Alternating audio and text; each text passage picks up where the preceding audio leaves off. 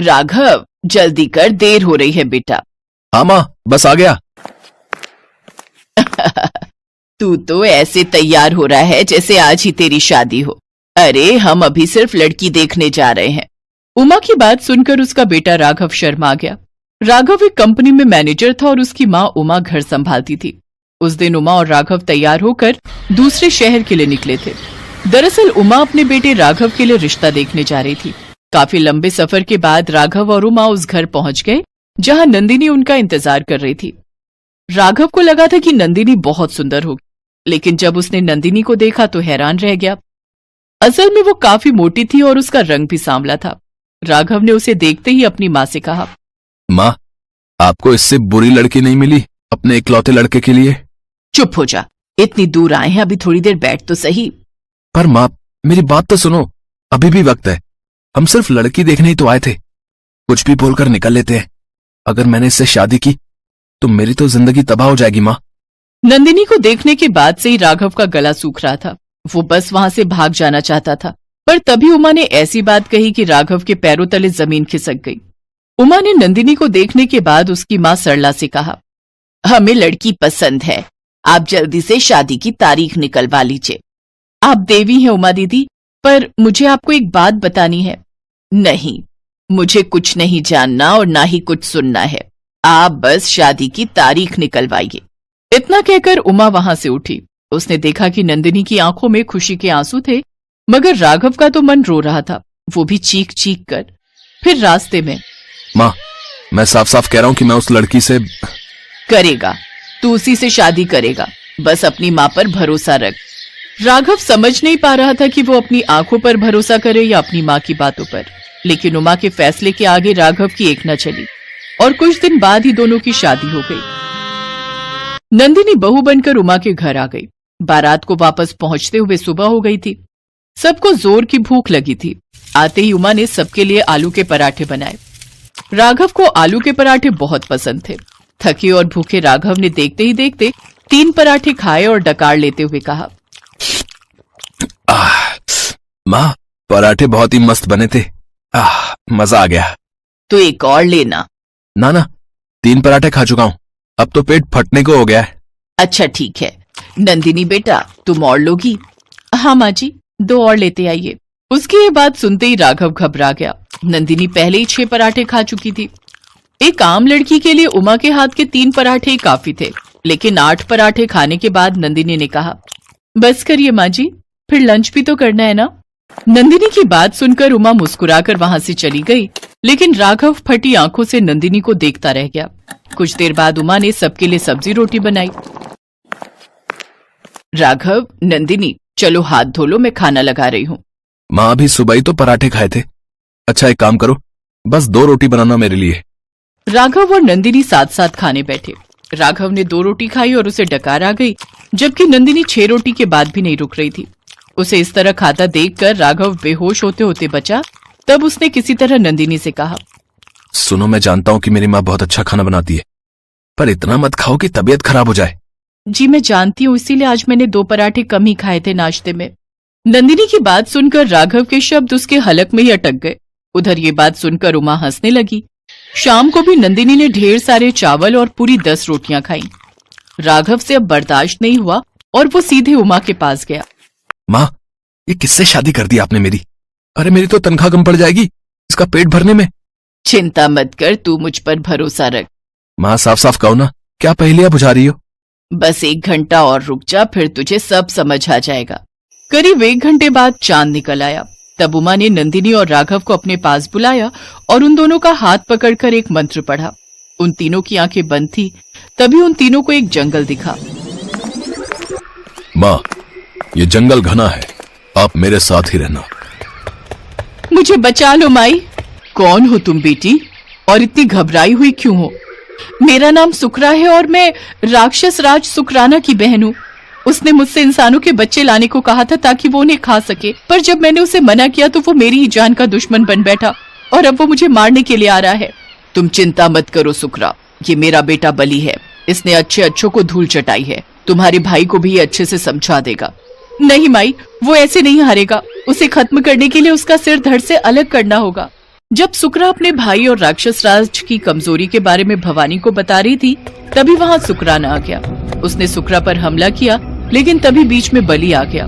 फिर दोनों के बीच जमकर युद्ध चला और कुछ ही देर में बलि ने उसका सिर धड़ से अलग कर दिया। सुकराना मर चुका था और फिर, हे बलि, अब आप मुझे भी मार दीजिए, क्योंकि भले ही मेरा भाई पापी था, लेकिन ये भी सच है कि उसके बिना मेरा इस दुनिया में अब कोई नहीं। मैं अकेले जीकर क्या करूंगी? और वैसे भी सुकराना की मौत की खबर सुनकर उसके साथी मुझे गद्दारी करने के लिए तड़पा तड़पा कर मारेंगे, तो उनके हाथों से मरने से बेहतर मैं एक महाबली के हाथों प्राणों का त्याग करना पसंद करूंगी। भवानी अजीब दुविधा में आ गई और फिर उसने बलि को आदेश दिया कि वो सुकरा की मांग भरकर उसे पत्नी के रूप में स्वीकार करे। बलि ने भवानी के आदेश का पालन करते हुए सुकरा की मांग भर दी। सुकरा की आंखों में खुशी के आंसू थे। उसने बलि के पैर छुए, लेकिन तभी उसने देखा कि सुकराना के साथी वहां पहुंच गए थे और उन्होंने बलि के ऊपर एक भाले से वार किया। सुकरा बलि से चिपक गई और भाला अपनी पीठ पर ले लिया। भाले के वार से सुकरा का खून बहने लगा और वो बेहोश हो गई। अब तो बलि के गुस्से का पारा 7वें आसमान पर जा पहुंचा। उसने सुकराना के एक एक साथी को मार डाला। उधर बलि ने सुकरा का सिर अपने हाथों में लिया। नहीं सुकरा, तुम ऐसे नहीं जा सकती। आंखें खोल बेटी, सब ठीक हो जाएगा। नहीं माई, अब मैं नहीं बचूंगी। पर मुझे इस बात की खुशी है कि मैंने अपने स्वामी के प्राणों की रक्षा करते हुए अपने प्राण गंवाए। माई, मुझे माफ कर देना कि मैं आपकी सेवा नहीं कर पाई। ऐसा मत बोल बेटी, मैं तुझे वरदान देती हूँ कि अगले जन्म में तू बलि की ही पत्नी बनेगी और मेरी बहू। ये क्या था माँ? वो कौन था? और वो राक्षसी? ये सब? बेटा, वो बलि तू है और मैं भवानी और नंदिनी, यही सुकरा है। उस जन्म में मेरा दिया हुआ वरदान पूरा हुआ। नंदिनी बेटा, अब तुम अपना हाथ इधर दो और भूल जाओ कि तुम एक राक्षसी हो। भगवान भोले को याद करो और इंसानी काया धारण करो। अगले ही पल जैसे ही नंदिनी ने आंखें बंद की, वो एकदम बदल गई। वो एकदम गोरी और सुंदर बन गई। बेटा राघव, लो संभालो अपनी सुकरा को और देख, है ना ये कितनी सुंदर। मैंने कहा था ना कि मुझ पर भरोसा रख, सब ठीक हो जाएगा। नंदिनी ने खुद को देखा तो वो भी चौंक गई। वो बहुत खुश थी। आपने अपना वचन पूरा किया माई, मैं धन्य हो गई। अब मैं अपना वचन निभाऊंगी। मैं एक अच्छी बहू और अच्छी पत्नी बनकर दिखाऊंगी।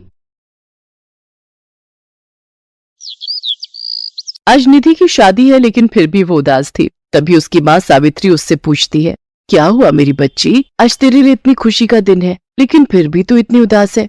माँ, मुझे बहुत डर लग रहा है। हम लोग इतने गरीब हैं और जहाँ मेरी शादी हो रही है वो लोग इतने अमीर। मुझे तो बहुत डर लग रहा है माँ। इसमें डरने की क्या बात है बेटी, बल्कि ये तो खुशी की बात है कि तू इतने बड़े घर में जा रही है। वहाँ जाकर तू हमेशा खुश रहेगी। अपनी माँ की बातों से निधि को थोड़ी राहत मिलती है। उसके बाद बारात आ जाती है और फिर निधि और रोहन की शादी हो जाती है। शादी के बाद निधि अपने ससुराल पहुंचती है, जहां पहुंचकर वो इतने बड़े घर को देखकर हैरान रह जाती है। तभी उसका पति रोहन अपनी माँ से कहता है, माँ, मैं निधि को कमरा दिखा देता हूँ, आराम कर लेगी। शादी की रस्मों में इतना थक गई होगी ना। हाँ हाँ, बहू को आए अभी एक दिन हुआ नहीं और तू अभी से ही जोरू का गुलाम बन गया। जा, ले जाकर दिखा दे इसका कमरा। अगले दिन निधि सुबह सवेरे 5 बजे उठ जाती है और नहा धोकर पूजा पाठ करती है, जिसके बाद अपनी पहली रसोई बनाती है।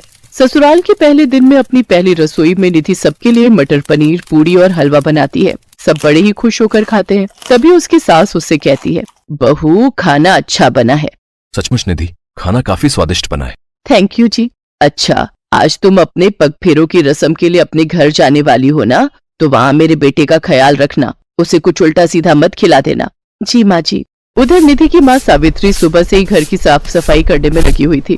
आखिरकार आज उसके घर का दामाद जो आने वाला था। अजी सुनिए, जल्दी कीजिए ना, मैं घर की सफाई कर लेती हूँ, आप तब तक बाजार से सामान ले आइए। अभी तो घर की साफ सफाई करनी है, खाना बनाना है, बेटी और दामाद आते ही होंगे।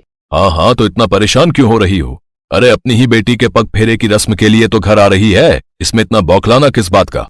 वो इसलिए क्योंकि अब बेटी अकेली नहीं आ रही, उसके साथ इस घर का जमाई राजा भी आ रहा है। रोहन एक बड़े घर से था और शादी के बाद आज वो पहली बार अपने ससुराल आ रहा था। दामाद की खातिरदारी में कोई कमी न रह जाए, इस कारण सावित्री और दीनदयाल सुबह से ही तैयारियों में लगे हुए थे। सुनिए जी, आप बाजार जाकर नमकीन, बिस्कुट, कोल्ड ड्रिंक और मिठाई ले आइए। दामाद जी पहली बार हमारे यहाँ आ रहे हैं। लेकिन मेरी जेब में तो बस 500 रुपए ही रखे हैं। ये आप क्या कह रहे हैं जी? ये सब सामान तो चाहिए ही, साथ में दामाद जी को विदाई के वक्त सगुन देना होगा, उसके लिए भी हमें कुछ पैसे चाहिए होंगे। मैं अभी अपने दोस्त बिरजू से कुछ पैसे उधार लेकर आता हूँ। दीनदयाल बिरजू से पैसे उधार लेकर सामान लेने बाजार चला जाता है। उधर सावित्री पड़ोस में जाकर नई चादर मांग कर ले आती है और खाट पर बिछा देती है। दीनदयाल भी तब तक सामान लेकर घर पहुंच जाता है। कुछ देर बाद गाड़ी का हॉर्न बजता है, लगता है वो आ गए। सावित्री हाथ में पूजा की थाली लिए उनकी आरती उतारती है, साथ ही दोनों का तिलक करती है। रोहन अपने सास ससुर के पैर छूता है। आओ पधारो दामाद जी, ससुराल में आपके पहले दिन पर आपका स्वागत है। इसके बाद वो उसके सामने खाने की कई तरह के आइटम रख देते हैं। माँ, इतना सब खर्चा करने की आखिर क्या जरूरत थी? तू चुप कर, दामाद जी पहली बार यहाँ आए हैं। इसके बाद सावित्री लंच में छोले, गोभी और पूरी बनाकर अपने दामाद को खिलाती है। उसके बाद अपने दामाद को नई चादर बिछी खाट पर आराम करने के लिए भेज देती है। निधि दूसरे कमरे में अपने माता पिता से बातें करती। माँ, इतना सब खर्चा करने की क्या जरूरत थी? एक तो वैसे ही बाबा ने मेरी शादी के लिए कर्ज लिया हुआ है और ऊपर से ये सब खर्चा। बेटी, दामाद जी आज पहली बार अपने ससुराल आए तो उनकी खातिरदारी करना हमारा फर्ज है। मैं जानती हूँ बाबा, आपने पहले ही मेरे लिए बहुत कुछ किया है और मैं नहीं चाहती कि आप मेरी वजह से और कर्ज में डूब जाओ। बेटी, तुझे इतना अच्छा घर मिल गया और हमें क्या चाहिए। कुछ देर बाद रोहन सोकर जागता है तो सावित्री उसके लिए कॉफी और बिस्कुट लेकर आती है, जिन्हें खाकर कुछ देर बाद वो घर जाने की तैयारी करते हैं। फिर उसकी विदाई के समय अपने दामाद को तिलक लगाकर 1100 रुपए सगुन कार्ड में डालकर देती है और साथ ही गिफ्ट देती है। नहीं माँ, ये सब मुझे नहीं चाहिए। ऊपर वाले की दुआ से मेरे पास सब कुछ है। आपने मुझे अपने दिल का टुकड़ा अपनी बेटी दी है, वही मेरे लिए बहुत है। और बाबूजी, मैंने आप लोगों की सारी बातें सुन ली थी। ये मेरी तरफ से चेक है, आप इन पैसों से अपना सारा कर्जा चुका दो। मैं नहीं चाहता कि मेरे माँ बाप इस उम्र में कर्ज का बोझ ढोते फिरे। नहीं बेटा, ये हम कैसे ले सकते हैं?